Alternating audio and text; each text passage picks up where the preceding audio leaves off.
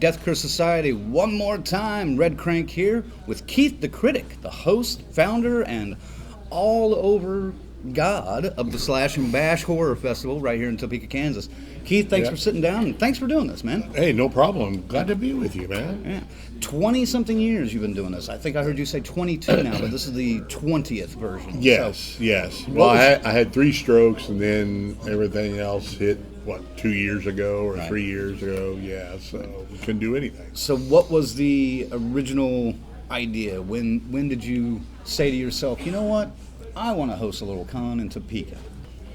When I was like 15 or something like that, I was like saying, man, how come they don't honor horror and sci-fi movies anymore?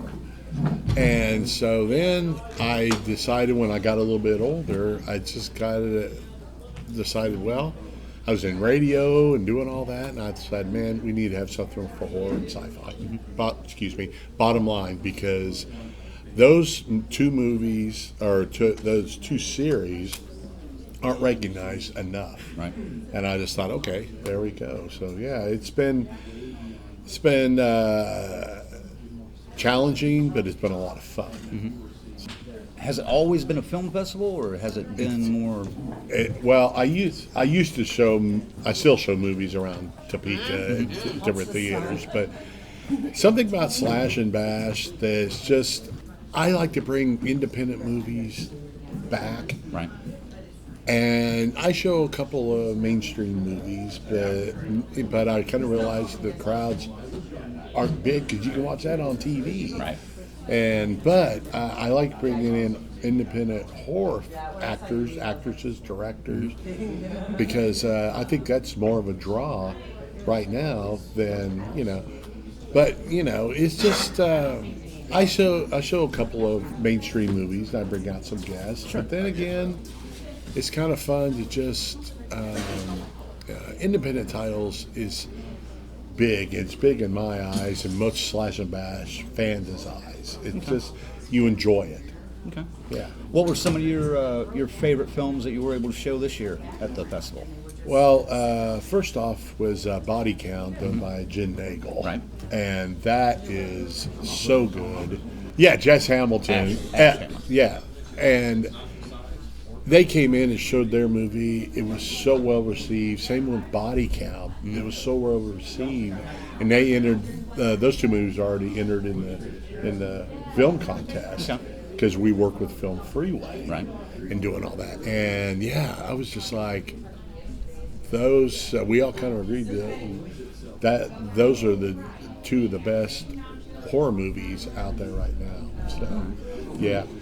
Now, you've been doing this for 20-something years now. What are some of the pitfalls that you've had to swing over, if you will, as you've grown this thing? Well, I tell you what, it's been very challenging, also because with the virus and now the strikes between the actors and writers and all that. It's been very challenging.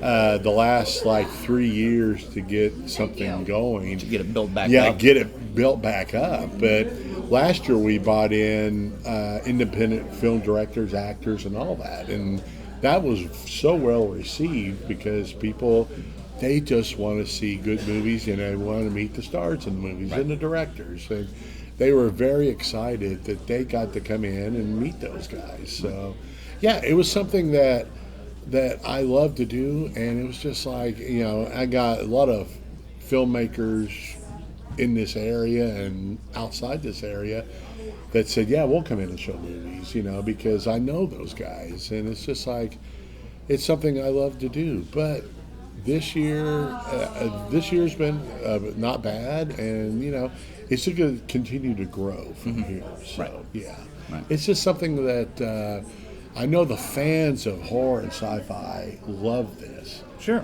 And I love it. And anybody who comes out, we all love horror movies and sci-fi movies. But this is something that people can come out and watch. And there's movies they hadn't even seen before. And they said, my God. A couple of people came up to me and said that Body Count was great. Where is she? She's right over there. She's right there. Yeah, but yeah, that's something I love to do, because, and me and the rest of the side, there's like 6 of us that do this throughout the year, and it's something I just, I'm never going to steer away from doing these shows. Good. Man. Yeah. Well, you mentioned you've been in radio, and I've heard you over the weekend say something around 40 years you've done radio. 40 years. Yeah. Now, did you get started the same way I did, where someone said, "Hey, you have a face for radio"?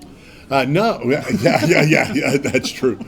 But no, you know what? I first I sent an audition to 2 radio stations in Topeka, and one station hired me to do films and all that. Okay. So I said, "Yeah, that's great, man." And it's very challenging when you first start. Mm-hmm. But I moved up, and it's something that you love to do this. I do. Yeah, and a lot of other people. My 2 kids, my son Dylan, he works at a TV station, CBS Chicago. Okay. And he's one of the lead guys that writes on the scripts and does all that. And my daughter Gabby's about to graduate from Washburn in December, and she's in the media. So I guess I taught my kids correctly, but I told him, I said, you got to be prepared. Dylan already knew, and he went through all that stuff. But Shelby, or Gabby, it's just like, she's just getting started.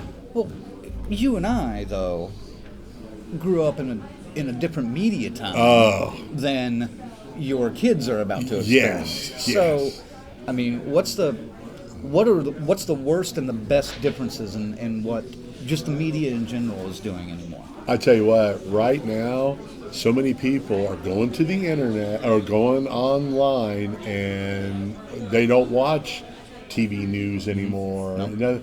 They can catch it on. I don't mind. I love Hulu and Netflix and all that stuff, but yeah, people gotta, people have to sit here and think, and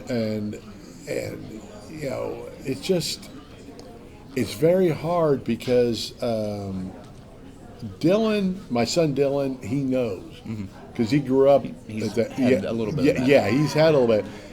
Gabby is just starting.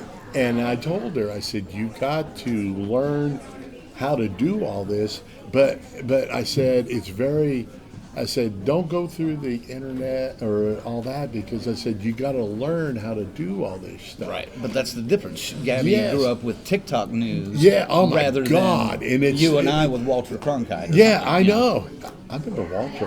Man, it was fantastic. And him and Dan Rather were two they of were the guys outstanding. I watch all the time. Yes, but yeah, I was just sitting there thinking, I was just thinking that me and Kim Myers were just talking about albums and all that, and she said my kids don't like it. They all go to online and doing all that stuff, Or just download it. You download it, and it's just like we're on the same kind of generation, and it's kind of like, okay, what, man? But my kids learned to like albums because I own albums. But see, some people, some parents just say, well, just get it off of this and all that stuff. So I think a lot of the misconception, or not necessarily misconception, but the bad side of media right now is it's too much about just a headline. Yeah. And because I remember when I was growing up, I read the newspaper as a kid. Oh, God. And 5 inches would be written on the first page and then say continued on page 6. You flip to page 6 and you'd read another 10 to 12, 15 I tell you inches. what. Now everything is in 15 to 20 second skits. Well, here's the deal. Topeka Capital Journal delivers their mail through the mail office. Mm-hmm. And I'm sitting there kind of thinking, well, there's an extra day. Well, yeah, it's an extra day. Yes. And it's hard because sometimes I just have to read the news online because that's what we're all subjected to.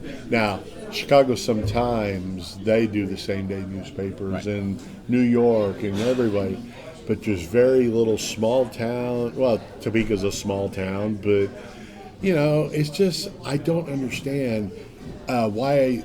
Here's something else. I don't understand why they can't have mail carriers deliver the papers in the morning. The same day. Yes. Yeah, and it's just like, okay. Work out something with the post office. Yeah, because the mail office delivers everything now. And I'm like, okay. But why does something that they're going to get every week or 3 times a week have to go through the same process and take an extra day to get through? Yeah, yeah, I know. It's ungodly. But I tell you what, I taught all my kids to just, I said, you got to read the paper. Even if it's a small, like day later for Topeka Capital Journal, but you got to read the paper. Don't concentrate on, they have to because they're in the media business. But I said, read the newspaper. No. You get so much out of reading the newspaper and you'll learn more. But, it's just, but I know that Dylan reads the newspaper and, Gabby reads it, she usually reads it online. That's how it was raised. Sure. So, yeah, it was We're getting off the topic, but we are. we could go down this road for a while, but we're not going to do that. Yes, yes, we could. Since you've been a critic for a while, what are some of your favorites and what are some of your least favorite movies that you've seen this year? Oh my God, my all-time favorite movie is Goodfellas. Okay, I'm talking about this year though. But Goodfellas, great movie. Great and Halloween's number 2. Okay, John Carpenter. Okay, come on. What are some of your favorites from this year that you've seen? Oh my goodness! I tell you what, one of my favorite movies was okay, Wolverine and Daredevil. Yeah, Deadpool. Together in a movie, and I was like, you know what? This movie's just fun because they bring in a lot of back characters like Elektra, which I love Elektra. Yeah. And she had that snarky comment about Affleck, which I thought was hysterical. I know it. And Wesley Snipes appeared as Blade. And, of course, Hugh Jackman as Wolverine. And, it was just a great cast. It's just, but is it the best movie of the year? No. But it was fun to watch. Right. And then, God, it was just, I got to see, what other movies are great? Now. Especially horror. Okay. One of the best horror movies out there was Long Legs. Okay, I love that movie. Yes, and I love the fact that Nicolas Cage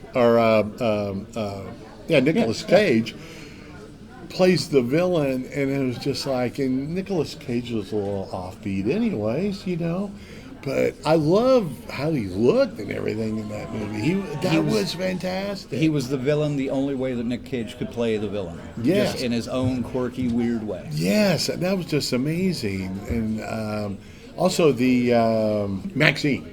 Okay. That's the third part of the series and all that. You know that. But my God, she should be nominated for Best Actress. She is so... She's phenomenal. Yeah. She should be nominated. She should have been nominated for Pearl. Too. My God, she just is amazing in this movie. And if you haven't watched it, give it a watch. It is amazing. Maxine. I watch all 3 of those movies too. Oh yeah. Because they're all so good and so entertaining. And Long Legs. Oh. That is excellent movie. Let's see how similar we might be. What did you think about Civil War? Did you see that one? Oh, I see every movie, but I thought it was okay. Yeah, because I tell the truth. I thought it was okay. But I just kind of wanted more of a story, I thought. Because, it was kind of like, I thought the story was well crafted. And I love the fact that they go to the White House and do all that stuff. But I don't know. I just wanted a complete story, and I think they kind of would. I didn't think it was that. It should have been a better written script. That's what I'm saying. I think that's my favorite one of the year that I've seen. Yeah. No. It's not that it's a bad movie. Right. But yeah, it's not one of the. It's not in my. Might be number 20, 25 best movies. Yeah. Oh yeah. I like the fact that it followed journalists too, though. Huh? I like the fact that it followed journalists too. That right there was great because we're all journalists. Right. Well, you and I aren't but that right there was great. I like that part of it. But yeah, there's parts of it I was really just entertained. Like you said, they're all in news. Mm-hmm. And I was just like, oh my God. And yeah, but But it took you to a point and then kind of let you down? Yes, it did. It did. I got because, a script has to be good all through the movie.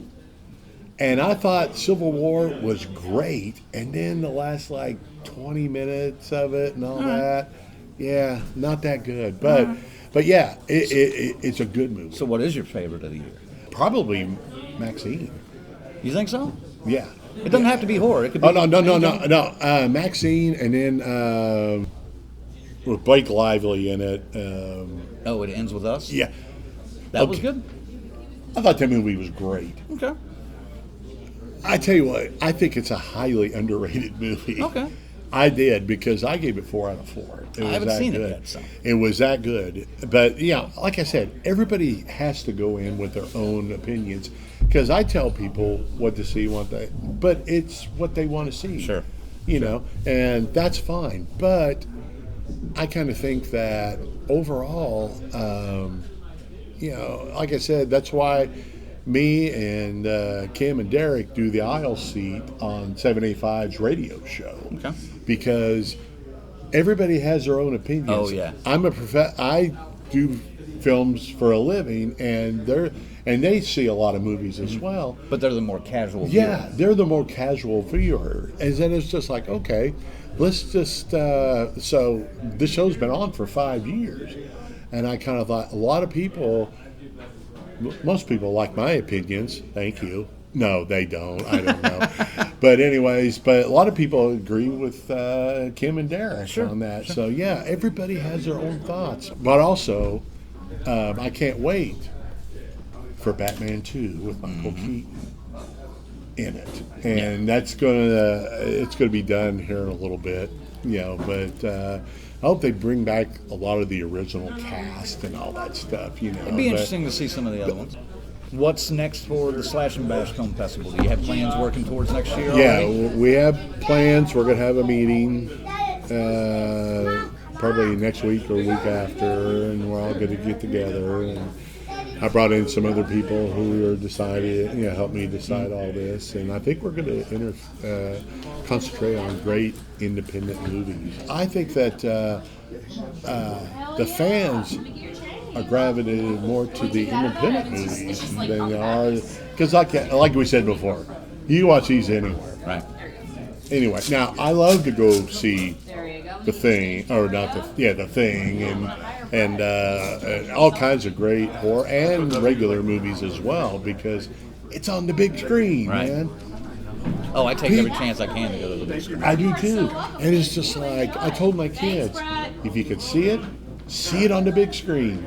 There's no doubt about that, and it was just like, oh, but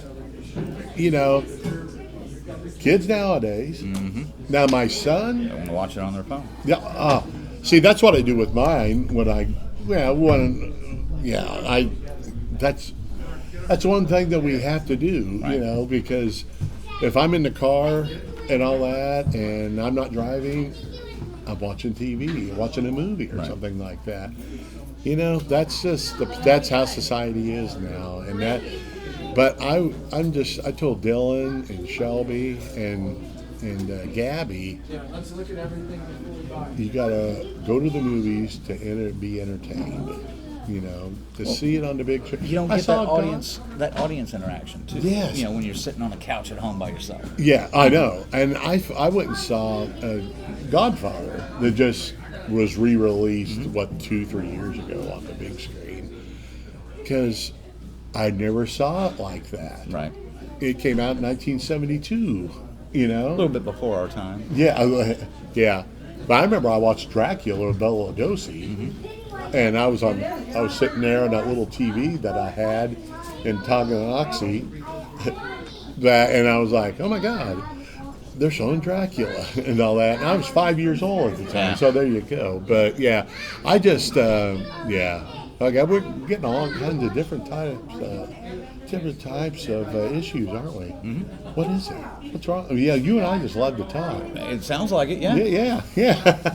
Well, where can people find you on social media, like Keith the Critic? Where is it? Keith the Critic at hotmail.com. And then also you can go to slashandbash.com as well. Okay. And no social media stuff, or do you do much there? Well, we're on 785's magazine's radio show called Keith the Critic Presents, and you can listen to us all the time. There's she's whispering to you. And Facebook page and all that. So yeah.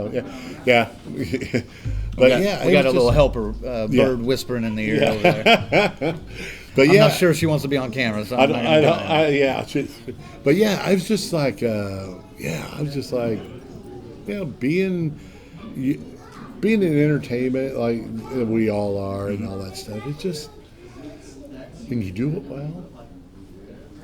Nothing compares to that. Right. Oh, I wouldn't want to do anything else. No, I don't either. And when I first was a little kid, I wanted to do in sports or TV business, or radio business, and all that. And it's something we all love to do. And here we are. Yeah, I know, man. Man, we're talking a long time, aren't we? We're done. Are we? Yeah. Oh. Keith the Critic right here. Thanks for hosting the Slash and Bash Hey, Fest. thank you so much. And we'll see you next year. Oh, yeah, absolutely. All right. Red Crank and Keith the Critic out. We'll see you next time. Woo!